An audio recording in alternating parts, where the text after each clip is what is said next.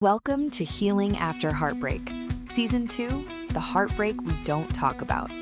What if the hardest heartbreak of your life didn't begin with a breakup? This season, Mary Majors explores the heartbreaks we rarely name and the relationships, beliefs, and patterns they leave behind. Wherever this episode finds you, you're welcome here, because understanding your story isn't about living in the past. It's about finding the freedom to write a different future. Howdy, y'all. Today, we are going to jump right in with a question. Have you ever noticed how often women apologize for feeling? The heartbreaking part is that the very sensitivity that helped you navigate those environments may later have been used against you. For crying, for caring, for asking questions, for noticing something no one else seemed to notice. Somewhere along the way, many of us stopped saying, "I'm hurt," and started saying, "I'm probably just being too sensitive." But what if you weren't too sensitive? What if you were noticing something real, a shift in someone's voice, a look that didn't match their words, tension entering the room before anyone acknowledged it? I don't think you're too sensitive. I think you may have spent years noticing things other people never had to notice. The mood, the silence, the shift in someone's voice, the look on their face. You didn't become sensitive because something was wrong with you. You became observant because at some point, paying attention helped you feel safer. That's a very different story. Welcome back to Healing After Heartbreak. I'm Mary Majors. Before we go any further, I want to invite you into something free. If setting a boundary makes guilt rush through you, if you immediately start apologizing, over-explaining, or taking your no back, join me for the 5-day Boundaries Without Guilt Challenge. Beginning August 24th, I'll help you find the words, understand the guilt, and hold a boundary without abandoning yourself just to keep someone else comfortable.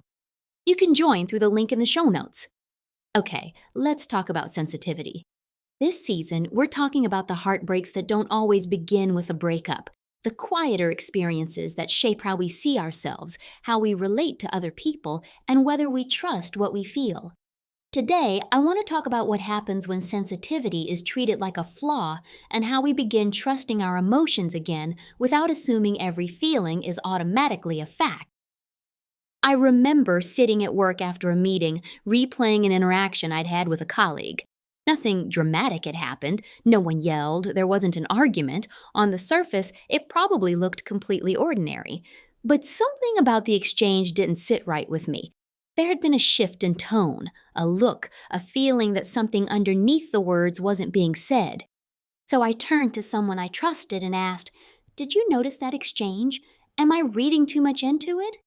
Without hesitation, they smiled and said, "Mary, you're just too sensitive." And I remember immediately shrinking. I didn't get curious about what I had noticed. I didn't stay connected to myself. I moved straight into embarrassment. Maybe I imagined it. Maybe I was making something out of nothing. Maybe everybody else could handle normal interactions and I was the problem. So I talked myself out of what I had felt. Then, as time passed, the tension I had noticed became obvious. What I sensed in that room had been real. I had simply noticed it before it surfaced. My instincts hadn't been wrong at all. And that realization brought relief, but it also showed me how quickly I had abandoned myself because someone else questioned what I felt. Sensitivity wasn't the problem. The shame I had learned to attach to it was. Some people are naturally more sensitive to detail, emotion, tone, and environment, and sometimes sensitivity is also shaped by experience. If you grew up around unpredictability, criticism, emotional neglect, or relationships where you constantly had to read the room, your nervous system learned to pay attention. It noticed tone, facial expressions, silence, small shifts in someone's behavior. You may have known someone was angry before they admitted it. You may have learned to tell what kind of evening it would be by the sound of a door closing. You may have monitored everybody else's feelings because knowing what was coming helped you prepare. That is adaptation, not weakness. The heartbreaking part is that the very sensitivity that helped you navigate those environments may later have been used against you. You were told you overreacted, you took things too personally, you needed to toughen up, you were too emotional. And eventually, you stopped asking, "What am I noticing?" and started asking, "What's wrong with me?" That is what emotional invalidation can do. It doesn't only make us doubt one feeling, repeat it often enough, it teaches us to outsource our understanding of ourselves. Now, I want to be careful here. Healing isn't learning to believe every feeling without question. Our emotions are real experiences, but they are not always complete explanations of what is happening. A delayed text may activate an old fear of abandonment. A neutral expression may remind your body of a face that once meant danger. Sometimes the present moment touches an old wound, and the intensity belongs partly to the past. But healing isn't learning to ignore what you feel either. It is learning to distinguish between an old wound and present-day wisdom. Sometimes what you're feeling is an old wound saying, "I've been here before and I don't want to be hurt again." Other times, it is your wisdom quietly saying, "Pay attention, something here isn't matching." Often, not always, an old wound feels urgent, absolute, and familiar.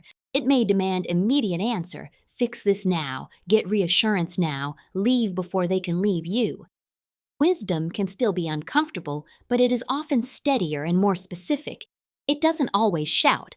Sometimes it simply returns after your body has had time to settle. Learning the difference isn't about becoming perfect at reading every situation. It is about staying in relationship with yourself long enough to become curious. The next time you catch yourself saying, "I'm probably just too sensitive," pause before dismissing yourself.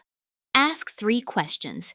First, what happened factually? Not what I feared means, what did I actually see, hear, or experience? Second, what does this remind my body of? Is there an older experience adding intensity to this moment? And third, what do I need before I decide what this means?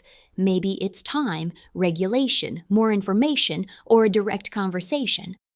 Regulate first, interpret second. You don't have to shame the feeling, and you don't have to let it drive the car. You can listen to it, get curious about it, let it give you information, then decide what deserves your attention and what needs compassion. My sensitivity is part of why I can sit with women in hard moments. It helps me hear what is underneath the words. It helps me notice nuance, hold tenderness, and ask the questions someone has been afraid to ask herself. I don't want to lose that part of me anymore. The goal of healing isn't to become less sensitive, it is to become less ashamed of your sensitivity and more skilled at understanding it. You are allowed to notice. You are allowed to feel. You are allowed to pause before deciding whether a feeling is an old wound asking for care or present-day wisdom asking you to pay attention.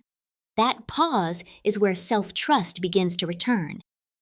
Sensitivity and boundaries are deeply connected.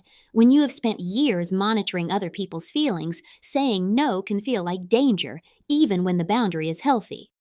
If you want support practicing something different, Boundaries Without Guilt begins August 24th. The free registration link is waiting for you in the show notes. Okay, before you go, I want you to remember this. You weren't too sensitive. You were paying attention. And now you get to learn which feelings need soothing, which ones need more information, and which ones are asking you to trust what you already know. You aren't too much. You never were. You don't have to become less. You only have to become more willing to stay with yourself. Next week, we'll explore the roles we learn to survive, the helper, the peacemaker, the achiever, the invisible one, and what happens when those roles follow us into adulthood. Thank you for listening to Healing After Heartbreak. Until next time, take good care of your heart. Thank you for spending this time with us on Healing After Heartbreak. If today's conversation resonated with you, be sure to follow the podcast, leave a review, or share this episode with someone who may need it. To continue your healing journey, visit marymajors.com, where you'll find the free heartbreak pattern assessment, Mary's book, The Sacred Work of Remembering, and additional resources designed to help you rebuild self-trust, find emotional safety, and heal with compassion. Until next time, remember, healing isn't about becoming someone new. It's about remembering who you've always been.